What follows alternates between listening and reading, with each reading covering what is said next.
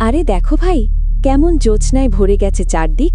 নিশুথি রাত যেন স্বপ্নের মতো লাগছে। হ্যাঁ, সত্যিই সুন্দর। তবে জানো, এই জ্যোৎস্নার রাতকে সবাই শান্ত বলে না। অনেকে বলে এই সময়েই নাকি অদ্ভুত ঘটনা ঘটে। ঘটনা? কেমন ঘটনা? আমার দাদু বলতেন বহু বছর আগে এই গ্রামের পথে এক বুড়ো হাড়ি নিয়ে বসে থাকত। মধ্যরাত পেরোলেই হাড়ির ভেতর থেকে কেঁদে ওঠার আওয়াজ আসত। হাড়ি থেকে আওয়াজ? কিরকম আওয়াজ?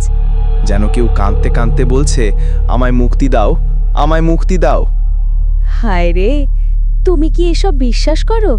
আমি নিজে শুনিনি, তবে আমার দাদু নাকি এক রাতে হাড়ি কাঁপতে দেখেছিলেন, ভয় পেয়ে পালিয়েছিলেন। তাহলে সত্যি এই নিশুতি রাত শুধু শান্ত নয়, অভিশপ্ত রহস্যও লুকিয়ে রাখে।